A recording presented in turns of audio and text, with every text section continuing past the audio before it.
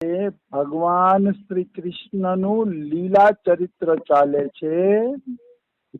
એ લીલા ચરિત્રમાં આપણે બલરામજી આંખ નથી ખોલતા એ પ્રસંગ જોયો, કારણ કે કાનુડાની વાત જોતા હતા। તો આગળ વધીએ। નાનું અમથું ગોકુળિયું ગામ છે અને એ ગોકુળિયા ગામના રાજા છે નંદ બાબા। તો કે નંદ બાબા કેવા છે?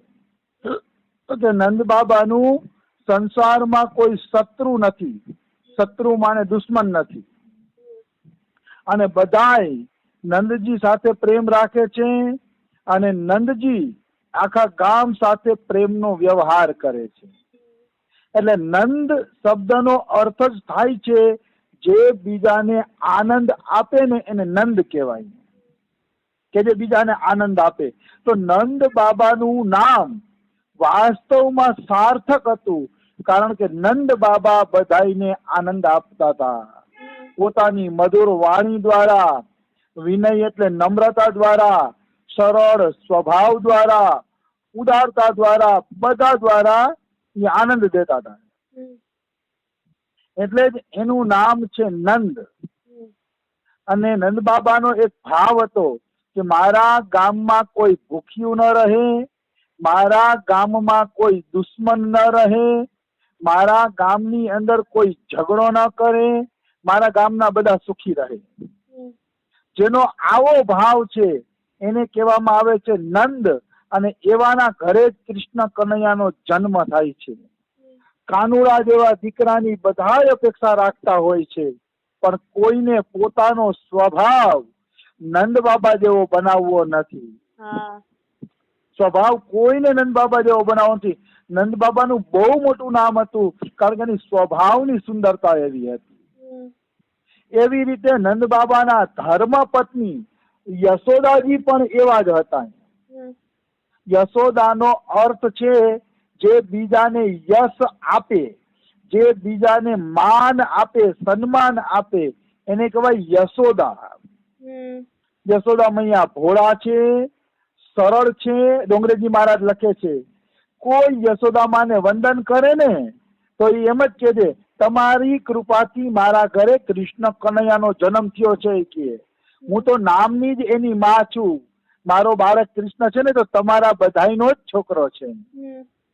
બીજાને યશ આપે છે, બીજાને માન આપે છે। હાલાકી છોકરો જશોદાનો હતો કૃષ્ણ, કૃષ્ણ બધાયથી વધુ જશોદાને પ્રેમ કરતા, તો જશોદા એમ જ માનતા કે આ બાળક આખા ગામનું છે અને બધાયના પ્રયત્નથી આ બાળક ઉત્પન્ન થયું છે, કારણ કે બધાએ ભજન કર્યું હતું। નંદ બાબાના ઘરે છોકરો થાય ને એટલે ભજન બધાયનું હતું, એટલે જશોદા એમ માનતા કે બાળક બધાયનું છે, મારું એકનું જ નથી। અને વાત પણ સાચી છે, આપણું સંતાન કદાચ બીજા કોઈને માં કીએ કે બીજી સ્ત્રીને માં કીએ તો એમાં આપણે કઈ ખોટું ન લાગવું જોઈએ। નાના બાળક છે એ તો બધાને માં કીએ, એમાં કઈ ખોટું ન લાગવું જોઈએ।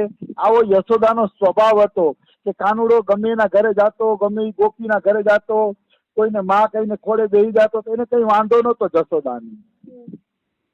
એવા જશોદાના દિવ્ય સ્વભાવ હતા। આવી વસ્તુ છે। તો આખા વ્રજવાસીઓને એમ થતું કે કનૈયો જાણે અમારો જ દીકરો છે। કોઈના ઘરમાં બાળક થાય તો ગામવાળા ખૂબ જ નાચે છે। તો નંદબાબાના ઘરે બાલકૃષ્ણ પ્રગટ થયા અને ગોકુળના બધાય જીવો નાચે છે, ખૂબ નાચે છે। બધાને એવું થયું કે કાનુડો અમારો જ બાળક છે। વિધવા હોય તોય ભલે, સધવા હોય તોય ભલે, ગરીબ હોય તોય ભલે, ને શ્રીમાન એટલે ધનવાન હોય તોય ભલે, બધાને આનંદ થયો કે જાણે બાળક અમારું જ છે। આવો બધાને આનંદ થાય છે, કારણ કે વ્રજ પ્રદેશ જ એવો હતો કે વ્રજ પ્રદેશમાં બીજાનું સુખ જોઈને માણસોને આનંદ થતો, એટલે બધા નંદ બાબાના ઘરે કૃષ્ણનો જન્મ થાય છે તો આનંદ મનાવે છે, નાચે છે। તો સાંડિલ્ય ઋષિ નંદ બાબાના કુલ પુરોહિત હતા। એટલે એ સાંડિલ્ય ઋષિએ એકવાર બધા વ્રજવાસીઓને ભેગા કર્યા। વ્રજવાસીઓને ભેગા કર્યા ને તો બધા વ્રજવાસી કહે કે નંદ બાબા અમારા ઉપર ખૂબ જ પ્રેમ રાખે છે, નંદ બાબા આખા ગામનું ધ્યાન રાખે છે। અને આજે ગોકુળના અમે બધાય જીવડા સુખી હોય તો નંદ બાબાના કારણે સુખી છીએ. તો અમારા નંદ બાબાના કારણે અમને આટલું સુખ મળે છે, તો અમારે નંદ બાબા માટે થોડુંક દુઃખી થવું જોઈએ. સાંડિલ્ય ઋષિ કે નંદ બાબા માટે તમને શું દુઃખ છે?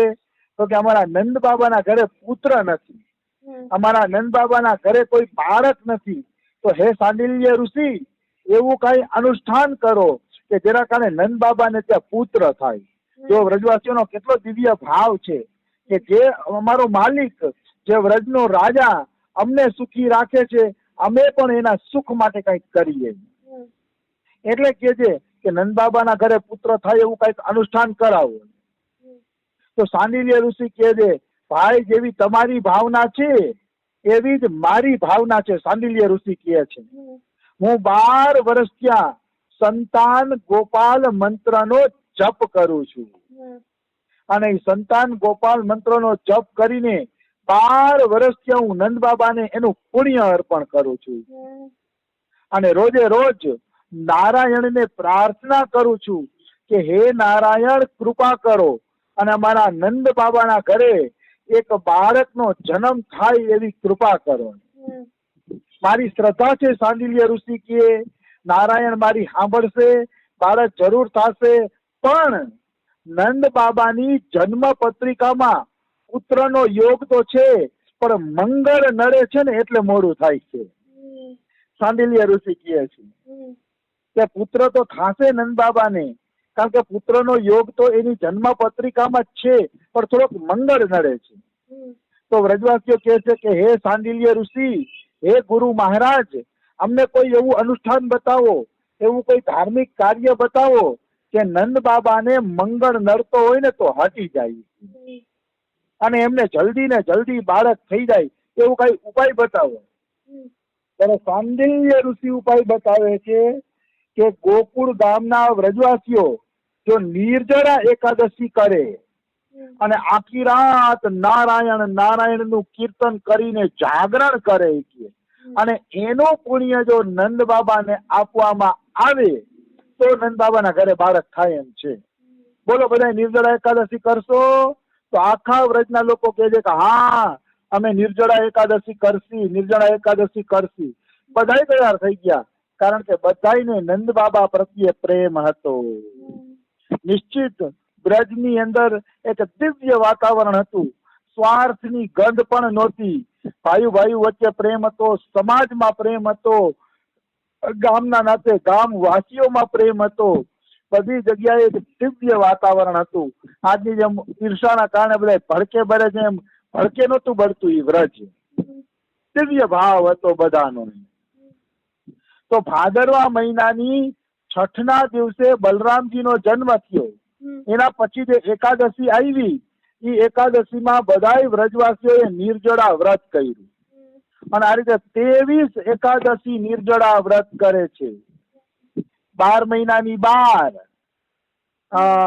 મહિનાની જે 24 એકાદશી થાય, એમાં એક એકાદશી વહી ગઈ હતી બલરામજીના જન્મદિવસ વાળી, એટલે 23 નિર્જળા એકાદશી નું વ્રત કર્યું બધાએ 1 વર્ષ સુધી. ત્યારે કૃષ્ણ કનૈયાનો જન્મ થયો છે.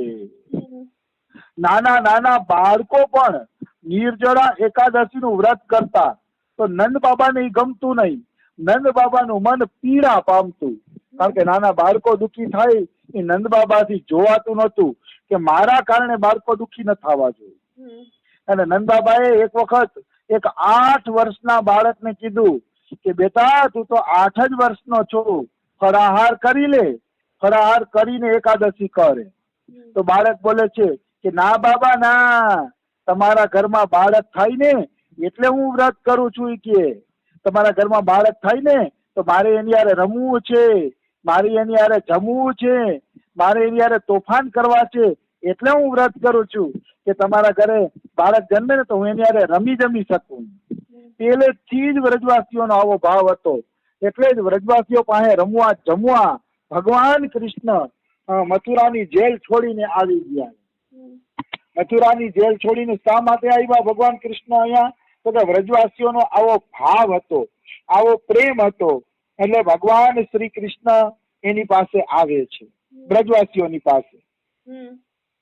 કહેવાનો ભાવ શું છે કે નાના બાળકોએ નિર્જળા કરી અને કાનુડા હારે રમવાની ઈચ્છા કરી તો એનું વ્રતય સફળ થયું, કનૈયો પૃથ્વી ઉપર આવ્યો અને મોટો થઈને એની હારે રમ્યો અને જમ્યો પણ ખરા. આનો અર્થ છે કે ભગવાન પાસે જે અપેક્ષા રાખવામાં આવે છે ભગવાન એ અપેક્ષા જરૂર પૂરી કરે છે, નિશ્ચિત પૂરી કરે છે. એમાં કોઈ એટલે કોઈ શંકા નથી. કેવળ સાચો પ્રેમ હોવો જોઈએ, સાચો ભાવ હોવો જોઈએ. ભગવાન અપેક્ષા જરૂર પૂરી કરે છે, એમાં કોઈ એટલે કોઈ શંકા નથી. તો આ રીતે ક્યારેક ક્યારેક એવું જોવામાં આવે છે કે બાળકો જે બોલે છે એ સત્ય થઈ જાય છે. નાના નાના બાળકો નંદ બાબાને આશીર્વાદ આપે છે, યશોદા માતાને આશીર્વાદ આપે છે કે તમારા ઘરે બાલકૃષ્ણ પ્રગટ થશે એટલા માટે હું વ્રત કરું છું. નાના બાળકો પણ નંદ બાબાને આશીર્વાદ આપતા હતા. તો કે બાળકોના આશીર્વાદ જરૂર સફળતા પામે છે કારણ કે બાળકની અંદર ભગવાન નિવાસ કરે છે. આવી વસ્તુ છે. એટલે બાલકૃષ્ણ પ્રગટ થયા, નંદ બાબાના ઘરે કૃષ્ણનો જન્મ થયો ત્યારે નાના નાના બાળકો એમ કે છે કનૈયો મારો છે, કનૈયો મારો છે, મેં એકાદશીનું વ્રત કર્યું ને એટલે કનૈયો આવ્યો. તો ગોપીઓ એમ કે છે કનૈયો મારો છે, કનૈયો મારો છે, અમે અનેક દેવતાઓની પૂજા કરી, અનેક દેવતા